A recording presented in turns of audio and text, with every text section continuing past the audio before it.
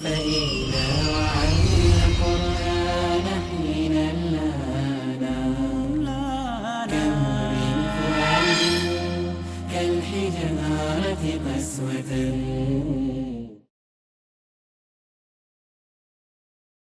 अस्सलामु अलैकुम वरहमतुल्लाहि वबरकातुहू। नहमदु व नसल्ली अला रसूलिहिल करीम, अम्मा बाद। इल्म व आगही व बेदारी और तालीम व तरबियत की इस दरसगाह रोशनी इल्म की में आप सबों का इस्तकबाल है। हम तालीम के मुख्तलिफ़ पहलुओं पर बात कर रहे हैं और हमारा अहम मौजू है इम्तहान का। इम्तहान से वाबस्ता सारे अनासिर का, और उसमें हम बात कर रहे थे कि टाइम टेबल जो है वो रीढ़ की हड्डी है आपकी कामयाबी के लिए, और बहुत अहम रोल जो है वो टाइम टेबल का होता है। हम ये देख रहे थे कि ये है, फिर वो फेल कहाँ हो रहा है टाइम टेबल, किन अनासिर की वजह से। और उसमें बात ये कर रहे थे कि ये टेक्नोलॉजी जितनी एडवांस हो रही है, बदबख्ती से बुराइयां भी उतनी ही बढ़ रही। और जिसमें हम बात कर रहे थे कि जदीद तहकीक जो मोबाइल है उसके ताल्लुक से, ये मोबाइल के ताल्लुक से जो बच्चे बच्चियां जो बिगड़ रही हैं उसमें होता क्या है। मैं अक्सर बच्चों से कहता रहता हूँ कि जिन बच्चों के माँ बाप उनके बच्चों के मोबाइल के कॉन्टैक्ट बॉक्स में जाते हैं, उनके मैसेजेस पढ़ते हैं, तो वो खुशकिस्मत समझे हमने। लेकिन जिन बच्चों के माँ बाप उनके मैसेजेस नहीं पढ़ते हैं, वो बच्चे अपने आप को यतीम समझ लें। आई विल रिपीट कि जिन बच्चों के माँ बाप अपने बच्चों के मोबाइल से कॉन्टैक्ट बॉक्स में नहीं जाते हैं, उनके मैसेजेस नहीं पढ़ते हैं, वो बच्चे अपने आप को यतीम समझ लें। क्यों? क्योंकि हमारी बच्चियां जो हैं, लड़कियां जो हैं, वो खुद कहती हैं अपनी माँ से, ये मेरा मोबाइल है, मेरी चीज़ है, इसको हाथ लगाना नहीं, मेरे मैसेज पढ़ना है, मेरे मैसेज हैं, मेरा मोबाइल है, हाथ लगाना नहीं। नहीं ठीक है, तुम मेरी माँ है, पता है, पैदा किए, ठीक है, लेकिन ये मोबाइल मेरा है, मैं जानती नहीं तुम्हें, आप खुद बोल रहे हैं। हाँ ठीक है, आपने पैदा किए, लेकिन मेरा मोबाइल है, उस हाथ मत लगाओ, मैं यतीम हूँ। आप खुद डिक्लेयर कर रहे हैं, बच्चियाँ खुद डिक्लेयर कर रहे हैं, बच्चे खुद डिक्लेयर कर रहे हैं, ऐलान कर रहे हैं कि हम यतीम हैं, ये मोबाइल ये मेरी चीज़ है, इसके मैसेजेस मेरे हैं। तो ये जो बुराइयां फैलने के जो सारे सोर्सेज हैं, उसको आप मेरा मेरा बोल रहे हैं। आपके माँ बाप अगर वो मैसेजेस पढ़ते हैं तो मुंह से बोलने को अगर शर्म आ रही हो तो कम से कम दिल में कहिए कि अल्लाह तेरा लाख लाख शुक्र है कि मेरे माँ बाप हयात हैं, वो मुझ पर नज़र रखे हुए, वो देख रहे हैं कि मुझसे क्या गलती हो रही है, क्या कोताही हो रही है। आपका टाइम टेबल जो डिस्टर्ब हो रहा है, उसकी ये बड़ी वजह ये है।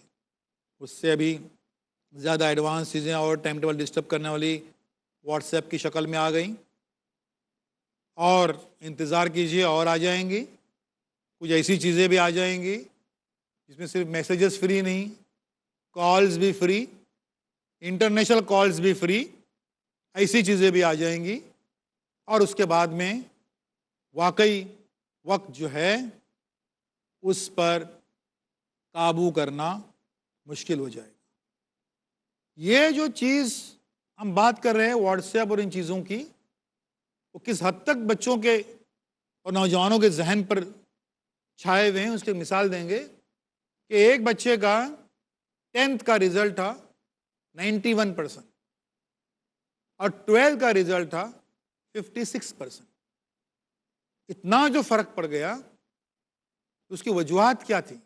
हमने जब उसका पूरा जायज़ा लिया तो बात समझ में आई, उसकी वजह थी मेन वो FB और व्हाट्सएप और ये सारी चीज़ें जो इंटरनेट से लगी बांधी चीज़ें हैं, वो आदत छुड़ाने के लिए उस बच्चे को हमारे जो तालीम बेदारी मरकज़ है वहाँ पर लेके आ गए। अब यकीन कीजिए उस बच्चे की कैफियत क्या थी। बच्चे की कैफियत ये थी कि वो बड़ा सा मोबाइल अपने हाथ में जो है वो लाया था, एंड्रॉइड टाइप का, और मुझसे बात करते वक्त भी जो है वो उसके ऊपर मैसेजेस से खेल रहा था। तो भाई डांटी दी कि तुम अभी भी ये कर रहे हो कि 91 का 56 हो गया तब भी तुम। तब उसने क्या किया, उसको नीचे रखकर हाँ हाँ हाँ बताइए हाँ हाँ बराबर है, वो नीचे फिर भी खेल रहे हैं। बहुत डांटी थी तब फिर नीचे करके और खेल रहे हैं उसके साथ में ही। इतना एडिक्शन। मुझे बिल्कुल वो मंजर याद आ गया। अब शहरों में देखते होंगे वो बदबख्त बंदे, बदकिस्मत बंदे जो ड्रग्स के एडिक्ट होते हैं, वो कचरे के डब्बे के पास बैठे हुए, वो ट्रेनों के जो पटरियां हैं उसके पास में कचरे जहां पर कुत्ते बिल्लियां सब रहती हैं वहां पर उन कचरों के इसमें जो है बैठे हुए, चादर ओढ़े हुए, वो चरस और गांजे के जो है वो पीते रहते हैं और अपनी दुनिया में मस्त रहते हैं। उनको कोई ये देता है एग्जैक्टली वही मंजर वो व्हाट्सएप और FB और उसको वो नजर आ रहा था, एग्जैक्ट वही चीज, बिल्कुल वही चीज। इस एडिक्शन का कोई इलाज नहीं है। उसको देखकर मुझे लगा कि अब जो है जैसे मेडिसिन में कई स्पेशलिटी और सुपर स्पेशलिटी होती है, अब डॉक्टर्स इसके भी बनेंगे सुपर स्पेशलिटी में। तो ये व्हाट्सएप और FB वगैरह की आदत भुलाने में, उसमें हमने कोई सुपर स्पेशलिटी कोई कोर्स किया है। उनके क्लिनिक खुले हुए हैं कि कैसे खुलेंगे। उस बच्चे की कैफियत देखकर मुझे लगता कि वो जो ड्रग्स वो जो कैफियत है शायद छूट भी जावे, लेकिन वो नहीं छूट पा रही उसकी। टाइम वेस्टिंग के ये सारे चीज़ें यहाँ पर हैं। टाइम टेबल डिस्टर्ब इस वजह से हो रहा है। टाइम टेबल डिस्टर्ब होने की एक और वजह जो है, इसका ताल्लुक लड़कों से खास तौर पर है, और वो है कि स्पोर्ट्स वगैरह में हिस्सा लेना। हम स्पोर्ट्स में हिस्सा लेने के खिलाफ नहीं है। हम उसे ये कहते हैं अगर स्पोर्ट्समैन बनना है तो आप उसको खो जाइए, रच बच जाइए उसमें, भूल जाइए सब कुछ। स्कूल कॉलेज छोड़ दीजिए, उसमें हो जाइए, उसमें करियर आपको लग रहा है ठीक है। लेकिन अभी जरा सोचने की बात भी है कि अभी क्रिकेट जो कभी एक खेल था, अभी ये सिर्फ और सिर्फ जुआ बन गया है। क्रिकेट का मतलब ही है मैच फिक्सिंग। वालिदैन एक बार नहीं 10 बार सोचें अपने बच्चों के लिए उसको करियर बनाने से पहले कि उनको क्रिकेट खेलने के लिए भेजने वाले हैं या सट्टेबाजी जुएबाजी उसके लिए वो भेज रहे हैं, किस चीज़ के लिए आप भेज रहे हैं। लेकिन वालिदैन को ये हमारे लड़के जो हैं वो बड़े शातिराना तरीके से बेवकूफ़ बनाते रहते हैं। बोलते क्या अम्मी अलजबरा ज्योमेट्री जोग्राफी, मैं है ना क्रिकेट खेलूंगा क्रिकेट। वो सचिन है ना, वो एक एडवर्टाइजमेंट करता है, वो जो 5 करोड़ रुपए लेता है। तो माँ बोलती 5 करोड़ में दे, जा खेल जा खेल जा खेल जा। माँ जो है वो बैट ढूंढ के देती 5 करोड़ मिलने लाडले को उसकी। अब उसे ये नहीं पता कि एक सचिन के पीछे जो है वो कितने लोग खड़े हैं वहां पर। और खासतौर पर हमारे कौम में कोई अगर खिलाड़ी एक आध बार फेल हो गया तो आउट, जिंदगी से आउट हो गया। 2-4 जो नामवर खिलाड़ी रहते हैं वो 2 बार 10 बार 20 बार भी अगर ये हो गए तभी वो खेल से आउट नहीं होते हैं, वो रहते हैं उसके अंदर, लेकिन आउट हो जाता है वो। इस चीज़ को समझने की ज़रूरत है कि क्रिकेट फुटबॉल या जो भी गेम है वो प्लेयर खिलाड़ी बनने के लिए खेल रहे हैं, बिल्कुल खेलने दीजिए। लेकिन हमारे बच्चे उसके लिए नहीं, वो जो जाते हैं वो पढ़ाई से भागने के लिए। ये अलजबरा का कोई एक ज्योमेट्री का कोई एक सम डिफिकल्ट है, छोड़ो यार, वो क्रिकेट अपना बैट ले लिया, टोक टोक टोक करके आ गए टाइम पास के लिए, पढ़ाई से भागने के लिए। तो फरार हासिल करने के लिए ये आपका जो स्पोर्ट्स जो है वो नुकसानदेह। हम बात कर रहे थे कि पढ़ाई एग्ज़ाम जो टेंशन बन जाता है उसकी वजह यह है कि आप जो एग्ज़ाम से लगी बांधी जो चीज़ें जो फैक्टर्स हैं उनके साथ में इंसाफ नहीं कर पाते हैं, उनको पॉजिटिव तरीके से लेते नहीं हैं। और एग्ज़ाम के दिनों में आपकी हालत, आपकी दिमागों की, आपकी जहनी कैफियत टोटल नेगेटिव होती है। किस हद तक मैं बता रहा हूँ आपको। एग्ज़ाम के दिनों में और रातों में एक और बात आती है। एग्ज़ाम के दिनों में रातों में पढ़ाई करने को जैसे बैठे बच्चे, वैसे ही ख्याल आता है अरे वो एक किताब के बाहर से अगर क्वेश्चंस पूछे गए तो मैं क्या करूँगा। अजीब मामला है। आजकल क्या हो रहा है, जो कि मुकाबला हो रहा है, कंपटीशन हो रहा है, तो मुकाबला आराई में, कंपटीशन में रटे रटाए बच्चे अब किसको नहीं चाहिए? किसी मुल्क को, किसी कौम को रटे रटाए रट्टा मारे बच्चे नहीं चाहिए। समझे हुए बच्चे जो समझते हैं किसी चीज़ को, वो चाहिए। तो उसका तरीका उन्होंने ये अपना लिया है कि किताब के बाहर से सवाल पूछे जाते हैं, लेकिन लेकिन लेकिन उसकी बुनियाद किताब ही होती है, टेक्स्ट बुक ही होती है, और उसी पर सवाल पूछे जाते हैं। कहीं कहीं पर उसको डी ग्रुप क्वेश्चंस कहते हैं, कहीं पर उनको हॉट, यानी हॉट्स का मतलब ये होता है कि higher order thinking skill questions, HOTS question कहते हैं। कहीं पर उनको स्मार्ट क्वेश्चंस कहे जाते हैं। हर जगह पर, हर इलाके में, हर रियासत में अलग अलग नाम है उसका। तो ये सवालात क्या होते हैं? ये सवालात जो हैं उसकी बुनियाद टेक्स्ट बुक ही है, लेकिन वो टेक्स्ट बुक में होता क्या है कि उसमें बुनियाद टेक्स्ट बुक होते हुए थोड़े से हायर ऑर्डर के सवालात पूछे जाते हैं। इनसे कैसे निपटने का, हमारी ये बात जारी रहेगी एक छोटे से ब्रेक के बाद में। فإذا وعينا القرآن حين النهار يا ضياء الصدور يا سراج البدور أحينا بالهدى من ظلام القبور वज़अ में तुम हो नसारा तो तमद्दुन में हुनूद। ये मुसलमान हैं जिन्हें देख के शर्माए यहूद। यूं तो सैयद भी हो, मिर्जा भी हो, अफगान भी हो, तुम सब कुछ हो, बताओ तो मुसलमान भी हो। मुहतरम नाज़रीन, मुसलमान को मुसलमान बनाने के लिए, वो अखलाक व सिफ़ात जो रहमान को पसंद हैं बताने के लिए, मैं आपका दीनी भाई हाफिज़ अब्दुल क़दीर उमरी प्रोग्राम लेकर के आया हूँ सिफ़ात Ibadur Rahman.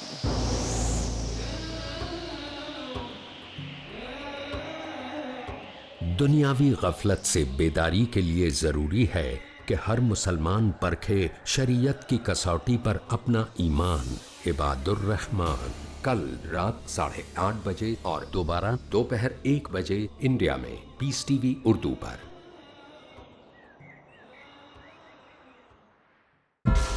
Islamic International School presents Determination, Motivation and Spirituality. The most valuable thing in your life is Iman. Revive history for soul purification. The true peace of the soul, the true peace and the tranquility.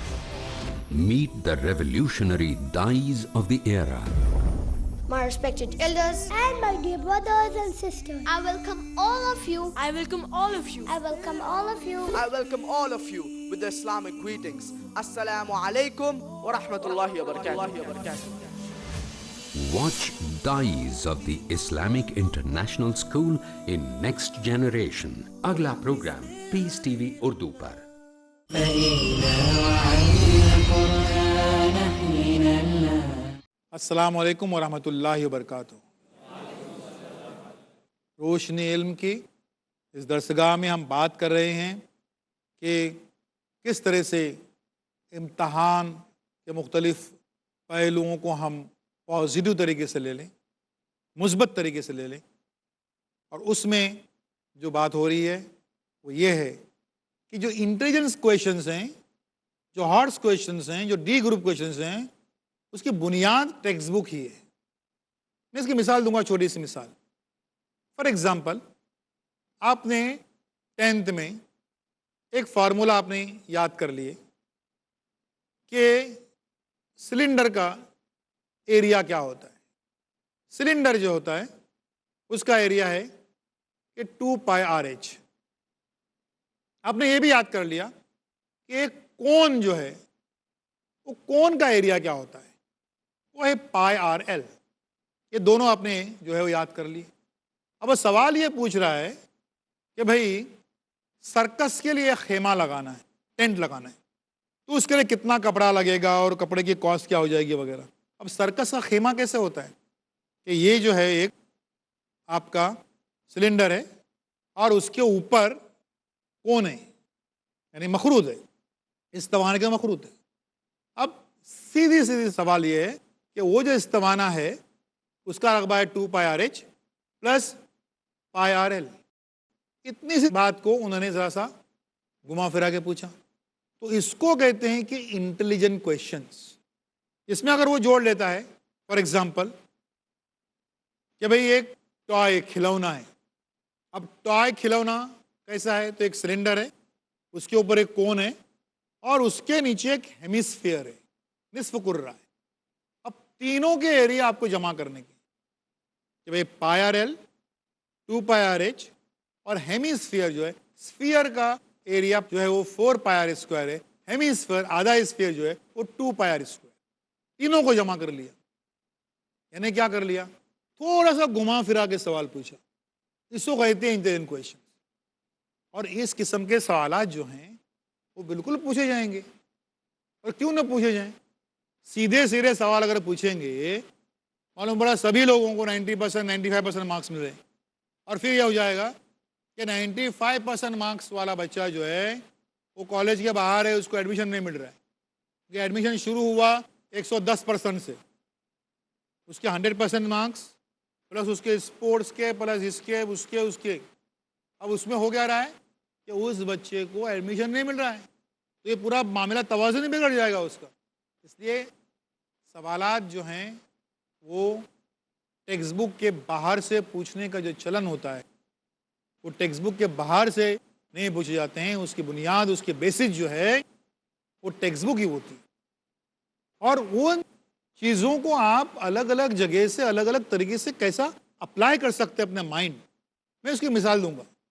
मैं ये सिर्फ students के लिए नहीं कह रहा हूँ, उन टीचर्स के लिए भी जो इन higher order thinking skill questions को, हॉट्स क्वेश्चंस को, डी ग्रुप क्वेश्चंस को एक बड़ा हवा खड़ा कर देते हैं। ज़्यादा ध्यान दो उस पर, ज़्यादा उससे मेहनत करो, और आपके बेसिक्स बुनियाद अगर मजबूत है तो वो सवालात बहुत आसान है उनके लिए, कोई मसला नहीं है, वो कोई बड़ा मसला नहीं है। लेकिन एक बड़ा मसला, बड़ा पहाड़ खड़ा करके हमारे कुछ असातिज़ा की तरफ से गलती हो जाती है।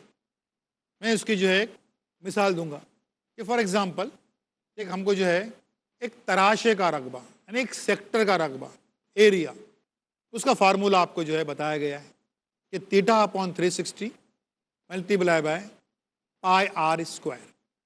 ये एक तराशे का जो है वो एरिया है, एक सेक्टर का एरिया है। अब क्या एग्जामिनर साहब ये एक्सपेक्ट करते हैं, ये तवक्को रखते हैं उस एग्जामिनर से कि आपको सीधा सीधा सवाल, आपके ये तराशे का रकबा आपको पढ़ा गया 6th में, तो 6 से लेकर 12 तक आपको ये सवाल पूछे कि वो सेक्टर का तराशे का रकबा लिखो, हर बार सवाल वही पूछे? नहीं, वो सवाल को ट्विस्ट करेगा, वो घुमाएगा। तो वो घूमना नहीं चाहिए स्टूडेंट्स ने। उसको कैसे पूछ सकता है इस सवाल को? वो ये पूछ सकता है कि भाई एक खेत है, मुस्ततिल नुमा एक रेक्टेंगुलर खेत है, उस खेत के एक पॉइंट पर, एक वर्टेक्स पर एक जो है एक खंबा है,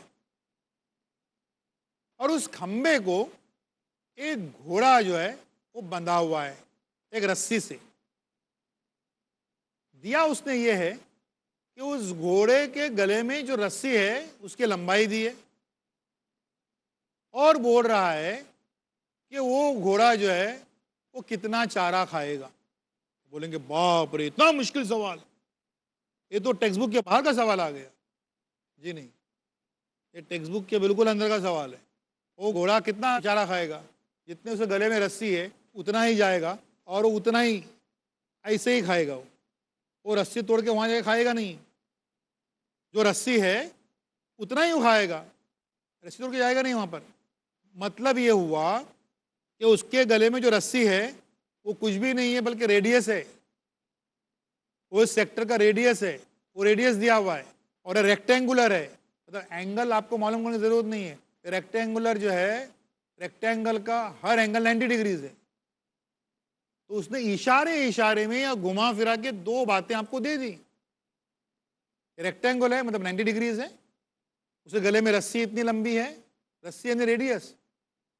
तो सीधा सवाल पूछने की बजाय उसने सवाल को ट्विस्ट कर लिया। इसको कहते हैं स्मार्ट क्वेश्चंस। तो किताब के बाहर से सवाल कभी नहीं पूछे जाते। एग्जाम को बदनाम मत कीजिए, एग्जामिनेशन सिस्टम को बदनाम मत कीजिए कि इसलिए हमको एग्जाम नहीं चाहिए क्योंकि एग्जाम के बाहर सवाल पूछे जाते हैं। नहीं, सवालात जो हैं वो उसकी बेसिस, उसकी बुनियाद वही है। ऐसे कई ये होते हैं। मैं मिसाल दूंगा साइंस की। मैं ख़ास तौर पर आज मुखातिब सिर्फ बच्चों से नहीं, उन टीचर्स से भी हूँ कि जो इस सिस्टम को बहुत मुश्किल बनाए रखते हैं। मैं इसकी मिसाल दूंगा कि भाई सीधा सीधा ये पूछने की बजाय कि उसको जो है वो मायोपिया, करीब नज़री, बैद नज़री की बीमारी है, ये पूछने के बजाय थोड़ा सा सवाल ट्विस्ट करते हैं कि भाई असलम के दादा जान जो हैं उनको अखबार पढ़ने में दुश्वारी आती है। अखबार पढ़ने को दुश्वारी आती है मतलब वो करीब की चीज़ जो है वो देख नहीं सकते। तो उसके लिए कौन सी बीमारी है, तो उसके लिए कौन सा अज्जा, कौन सा लेंस, ये पूछ रहा है। तो ये जो हैं वो टेक्स्ट बुक के बाहर के सवालात जो हैं वो टेक्स्ट बुक के बाहर के नहीं रहते हैं, बल्कि उसकी बेसिस जो है वो वही रहती है।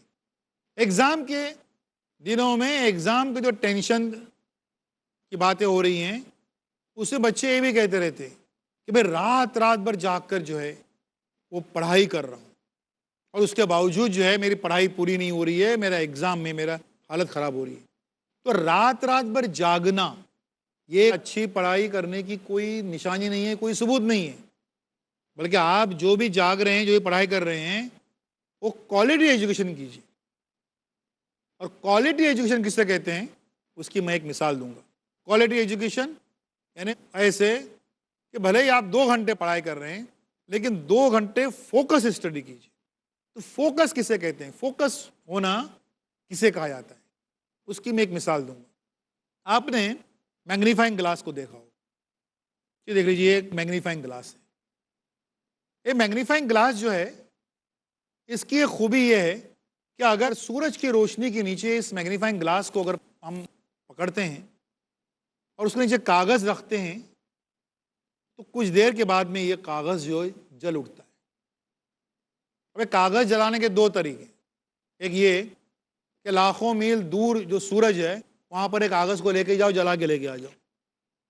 दूसरा तरीका ये है कि लाखों मील दूर सूरज है लेकिन उसके नीचे मैग्नीफाइंग ग्लास पकड़ो और कुछ देर के बाद में ये जल उठता है।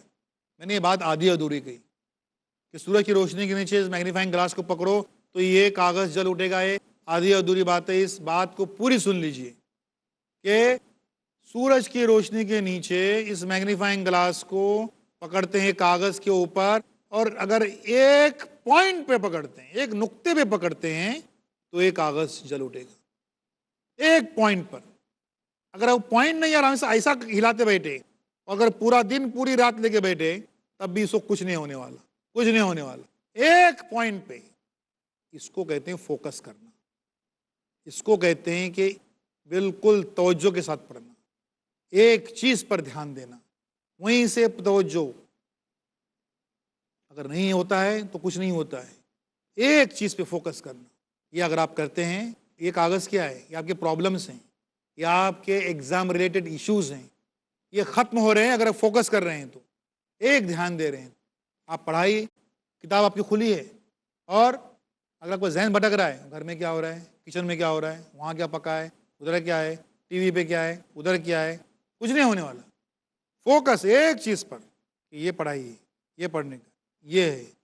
अब न इधर जहन जा रहा है न उधर जा रहा है, उसके बाद आपको कोई दुश्वारी नहीं। इसको कहते हैं फोकस स्टडी।